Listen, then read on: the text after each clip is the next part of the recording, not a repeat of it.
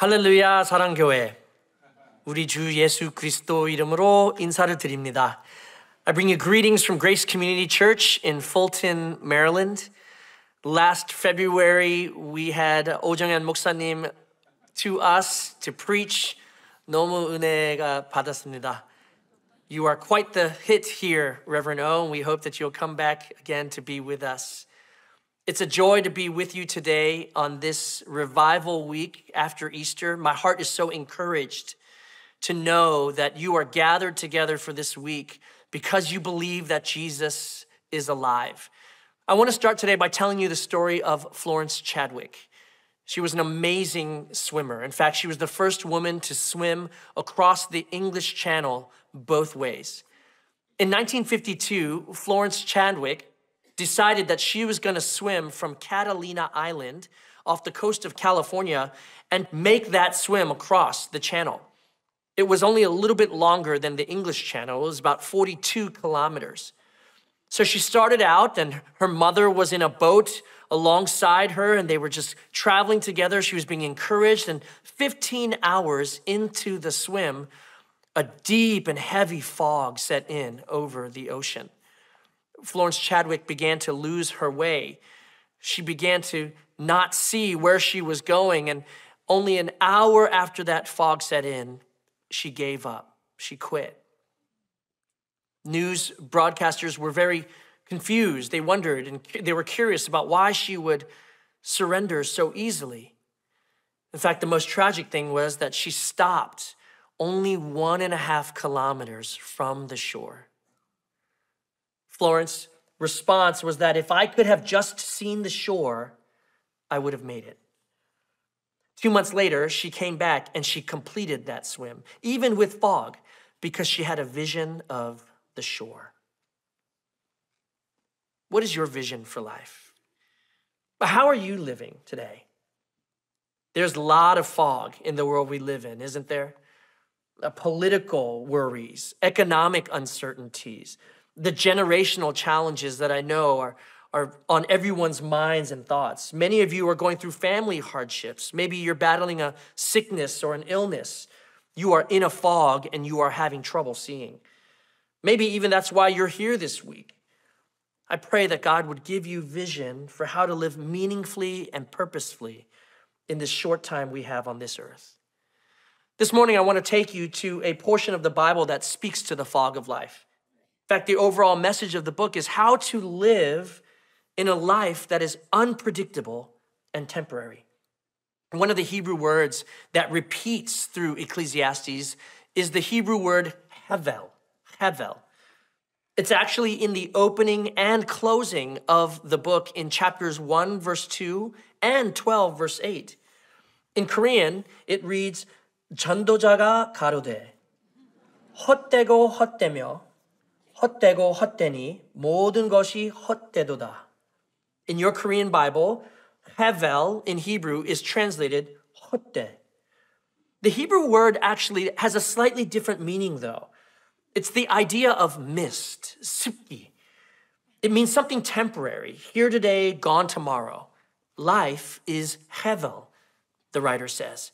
It's temporary. But hevel also has the idea of something confusing, something that doesn't make sense. It doesn't go the way you think it should.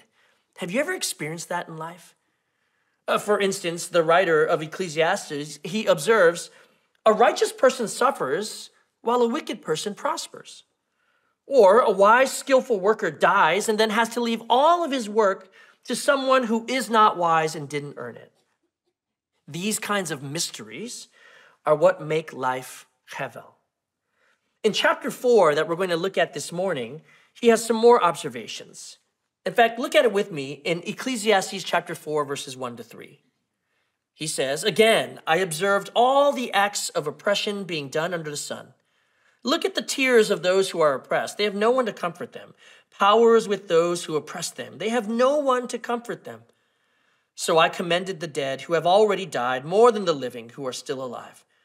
But better than either of them is the one who has not yet existed, who has not seen the evil activity that is done under the sun. He sees a life filled with hardships and oppression, frustrations, There's no one to comfort those who suffer, because even the power to change your situation is with those who are making you suffer.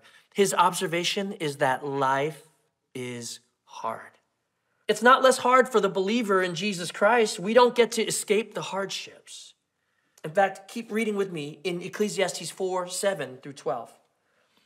Again, I saw futility, hevel, under the sun. And this in Hebrew is very important. It says, there is a one without a second. That two and one is a repeating theme through this passage. Without even a son or brother, and though there is no end to all his struggles, his eyes are still not content with riches. Who am I struggling for, he asks, and depriving myself of good things? This too is futile and a miserable task. So what does he see about the way that we work and the way that we struggle and labor? He sees, did you catch it in verse 7? That it arises from jealousy. Jealousy, competition with our neighbor, 경쟁. In fact, I have 5 children, and my 2 littlest ones, oftentimes they'll go out with 할머니 or 할아버지, and they'll have a wonderful day by themselves. They'll get to eat and play, and no matter how good of a day they have had, the minute they come in the house, do you know what the first question they ask? What did my brothers and sisters do today? They are trying to weigh and understand their own happiness by comparing to what their brother or their sister did that day. To live in competition like this is such an exhausting way to live. You always have to look over your shoulder. You can never be content because someone is always in front of you that you want to catch, or there's someone always coming behind you who wants to catch you. The writer says, be careful of competition, the jealousy that causes us to drive and work and work. But he also says, be careful of isolation. In verse 7-8, he says that there is a one without a second. Absolutely. But we get this picture of a single person working so hard, a driven, solo person. The vision is to achieve and succeed. And did you catch this right here? It says, his eyes are still not content with riches. He's never satisfied. So many struggles, so much work, and yet never satisfied. Then one moment in verse 8, this person asks the question, who am I struggling for? Depriving myself of good things. What he's saying is to work that hard out of competition and an insatiable appetite and to have no one to share it with, this is hevel, confusing. So the Bible suggests a better way. In verse 9-12, he gives us a different picture of 2 and 1. Look at it with me. 2 are better than 1 because they have a good reward for their efforts. For if one falls, his companion can lift him up. But pity the one who falls without the second to lift him up. And if 2 lie down together, they can keep warm. But how can the one alone keep warm? And if someone overpowers the one, 2 can resist him. A cord of 3 strands is not easily broken. In contrast to the person who's striving alone, imagine the person who has a partner, a friend. Verse 9 says there's a good reward for their work. And in fact, life is going to get hard. Remember what he said earlier? Life is hard. But if you have another, you can face it together. In verse 10, it says there's help. If one falls, the other can help him up. In verse 11, it says if you meet a foe, you can defend against an enemy.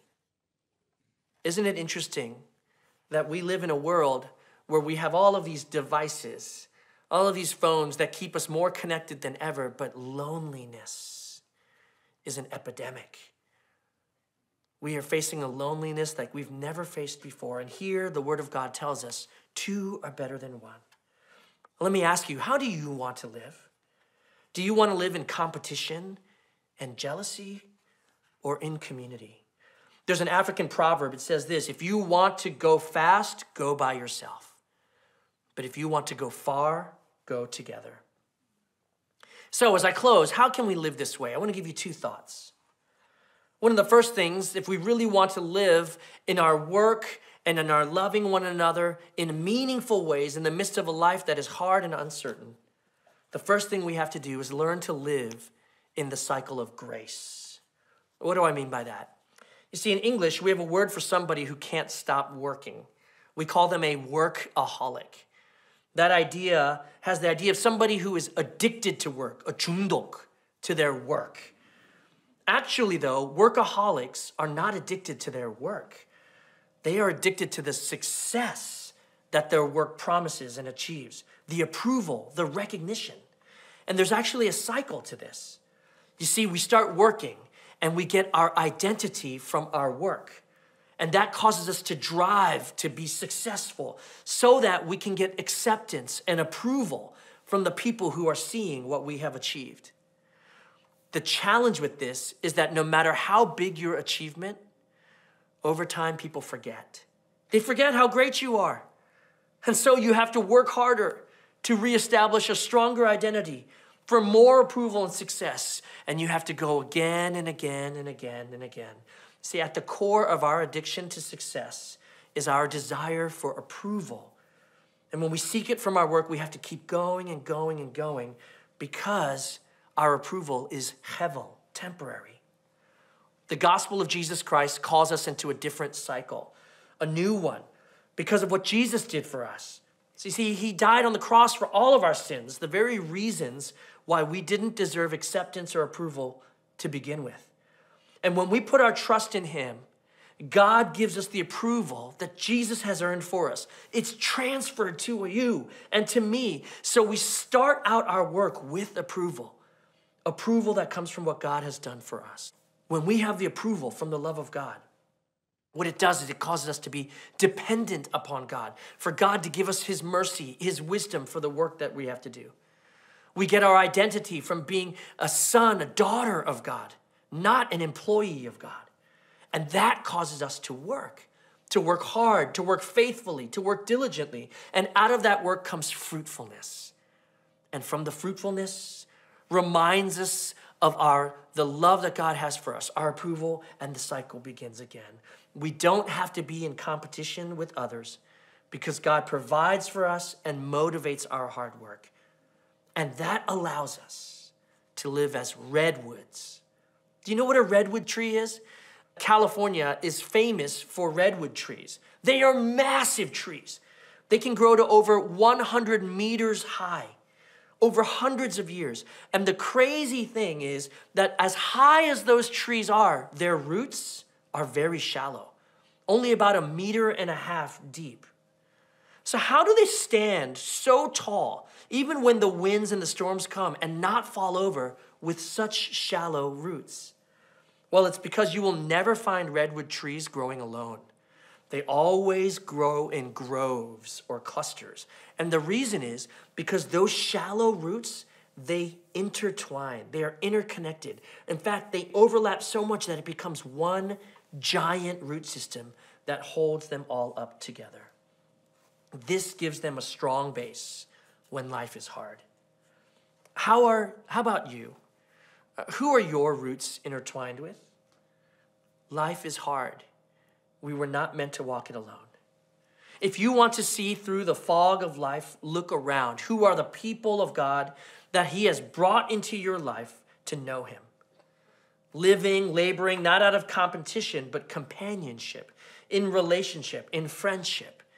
You see, Ecclesiastes 4 is the invitation in the midst of a broken world to receive the gift of God, one who holds us in the storms and oftentimes comes to us through the gift of relationships.